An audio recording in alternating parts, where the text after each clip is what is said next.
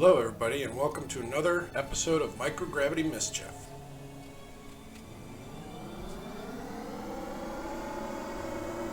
So in this episode, I'm exploring the other options for the Vtol Ssto passenger version of this craft. After I completed the first video, I started tinkering with it, trying to figure out what else I can do, and my first instinct was to go bigger. So I began with bigger winglets coming out from the fuselage. Then I decided, well, this isn't going to fly. I'm going to need like 20 motors, and it's probably going to start getting into the realm of the Kraken. So I kind of stopped there and backtracked a little bit. Original version of this cargo ship that I built, I used a larger version of the ore container. I could not quite get it into orbit at Kerbin. It would work fine for the lathe version, but it's just not quite enough for Kerbin's gravity. So I downgraded the cargo container to the smaller version. As you can see, it gets a little bit squirrely on takeoff with the added weight on the aft end of the vehicle. Compensated for that by bringing the engine assemblies with the horizontal and vertical stabilizer winglets down further towards the aft position to compensate for the added mass. And then after test flying it, it seemed to fly fine after the cargo was dropped off as well in a low fuel condition. It's still very maneuverable, steerable, and it's even easier to land at that point.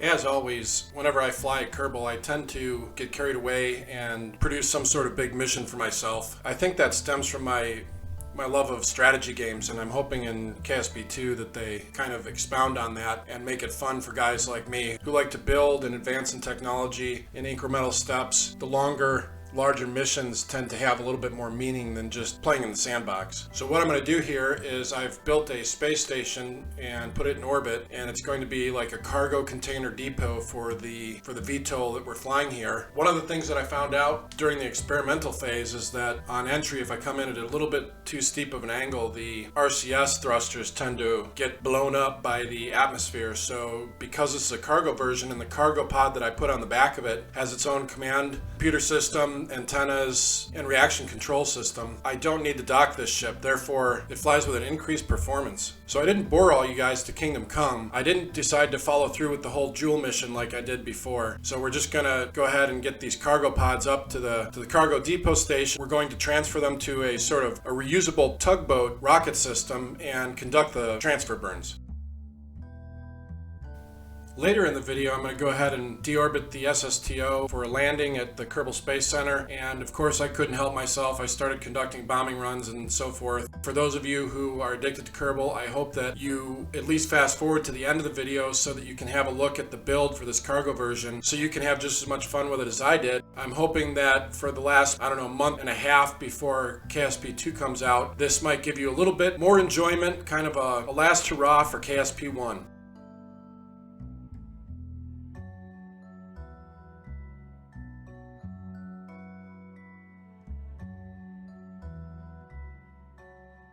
I don't know about you guys, but ever since I became aware of Elon Musk and SpaceX and what they're doing and started to really pay attention to Starship and think about the applications of it, I tend to kind of dwell on the subject in my head while I'm playing KSP. And one of the, conclusions I came to is that not everything has to be Starship. Technically, with the capabilities of Starship and the large payload bay, we have the capability of building some large transfer orbit ships that could basically function as trains to bring cargo and supplies from Earth to Mars. So in that respect, if you were to develop a rigid structure with cargo attachment points on it that was refuelable, and maybe put a big old, non-ablative plate on the front that's permanent, so it'll never really re-enter and land. It'll just use the upper atmosphere of Mars and Earth to slow down so that it doesn't have to burn as much fuel. You could technically build these things to be super massive and reusable constantly. So it's not just reusability for launch to orbit and then orbit to landing, but I'm starting to think about reusability for orbit to orbit and how to best accomplish that. And so this is sort of a montage of that. And of course, we're going all the way out to Lathe, so it's a little bit unrealistic for Mars, but the idea here is to, with the tugboat system or with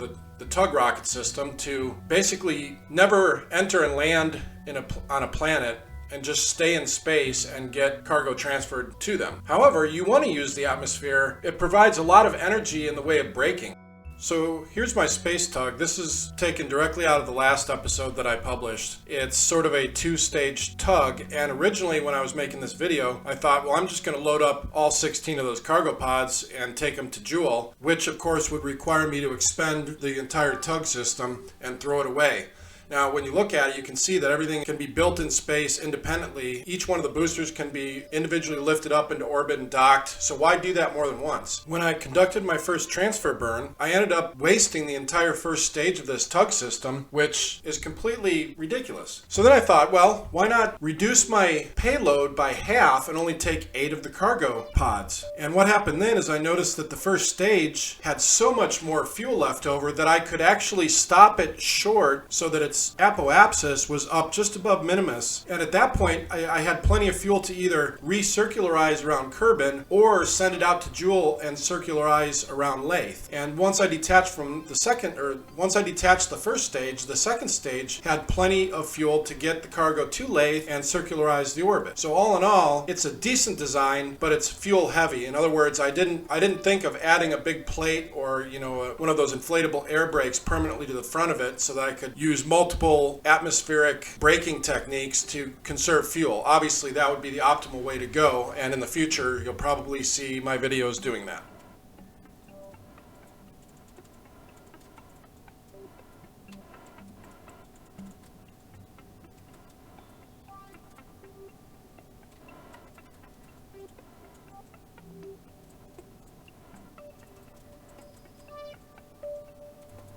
As you see here, I'm being pretty cavalier with trying to fly more than one of these sections of cargo by itself, sort of like they would probably do in the show The Expanse or something like that. But I think the reason NASA goes so slow and they're so careful, obviously, is because in and around the space station, you're dealing with a habitation environment and an accident can kill the entire crew. However, once you've gotten the cost of spaceflight down and space begins to be a little bit more industrialized, I think that you can, in a more casual way, fly this stuff around, have handlers that sit in a little cubicle somewhere and behind a computer screen controlling it just like we play Kerbal.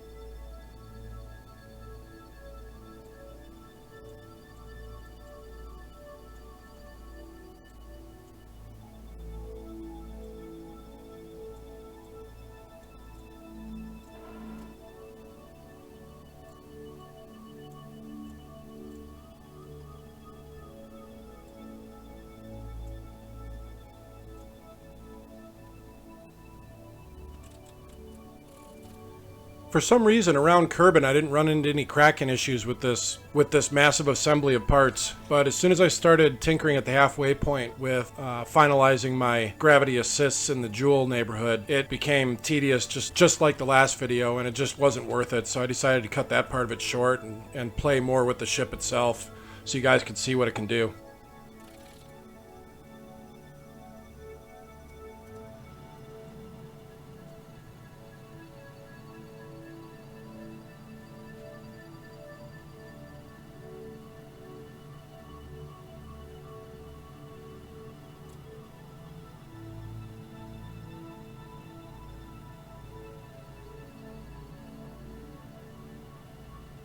So here we are conducting the transfer burn, and what you're going to see here is that I'm going to stop the burn once I get out near minimus and separate the first stage of this tug. Be surprised how a little back push with the rocket motors lowered the apogee of that first stage. And you can see that I'm finishing the burn with the second stage, and as soon as that's complete, I'm going to just go ahead and switch back to the other one. Do one orbit around the Earth, or around Kerbin, sorry. Then I could actually deorbit it, or de-elliptical orbit it into a circular orbit, but I'm going to make believe that we need the first stage out at Lathe as well, as it maybe it's early in the mission. In future missions, it would make sense that the first stage would always maintain its orbit of Earth, and the second stage would head out to Lathe once you had enough of these tugs on both sides of the playing field here.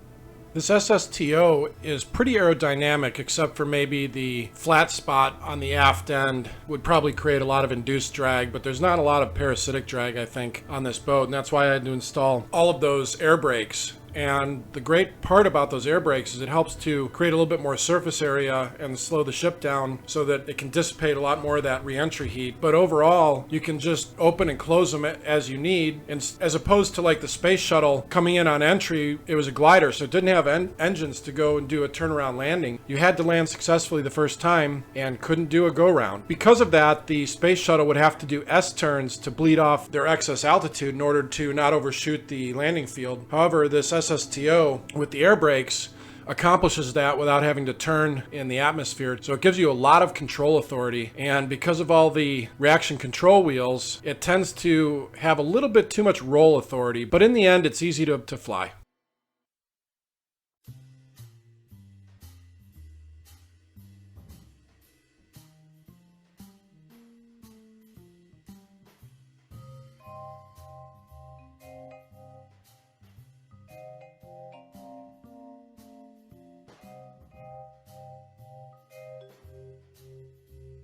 Now, I'm not going to lie, I did make a game save on Final Approach here, and my first inclination was to just land somewhere near the Space Center to show how easy it was to land, and quite frankly I can do that very consistently now with not a lot of practice. However, after the first landing I came kind of close to the vehicle assembly building and I thought, I wonder if I can land on top of that on the helicopter pad, so I gave it a shot. It actually worked out that the first or second try I was able to get it hovering right on top, but it just didn't look smooth, so I shot it like 8 or 10 times before I got the one I wanted to put on the video. And then of course once I landed I just couldn't help it, I had to keep flying it, so the video will trail off into bombing runs and shenanigans, and then the final part of the video will be sort of the build. I don't do the complete build, but I kind of tear it apart so you can see all the aspects of how it's assembled. If you were to watch the first video, like I said, you'd be able to see the entire build. And of course I switched the passenger bay with the cargo bay and tweaked a few things, and then